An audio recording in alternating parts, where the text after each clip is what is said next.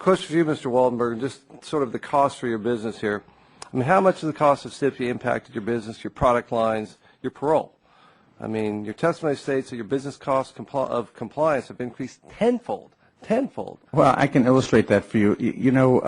If we tested every one of our products once in destructive testing, and all of our testing is destructive, we would have to test 1,500 products. Right now, hanging over our head is the so-called 15-month rule, which should be called the 30-month rule. And this is a picture of what I'd have to test. It's 81,000 units. This is what they look like. All of this would be destroyed. I have to pay for that. And it's a huge, huge distraction as well. There's just no end to the threats that come from this law. So you have to destroy 81,000 units. Yeah, that's what it looks like. Just for testing. I mean, those are units you could be selling, making money, growing your business. Right. This is a shipment of 81,000. I wouldn't get to do that. Well, yes, sir. I mean, I know that back home in Texas, there's a lot of old boys who would like to destroy 81,000 cartons there, but that's not the way we're going to grow our economy. We need to get the regulatory burdens off your back. Thank you. And anything we do to help you, we're going to do it. Thank you. Thanks very much for your time. Yield back.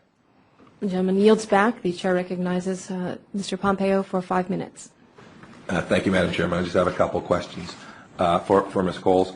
The American Academy of Pediatrics testified at the Commission's 100 parts per million technological feasibility yesterday that there's a point where we go from the sublime to the ridiculous when it comes to treating all products as presenting the same risk. In your judgment, have we reached the ridiculous when we treat a bicycle or a geology kit or a jewelry charm precisely the same way? I don't know that I would call it ridiculous. I think that it's not really treated the same way. The charm is obviously going to be, has definitely caused harm. I think we're looking at the way that lead is addressed in those different products, but the effect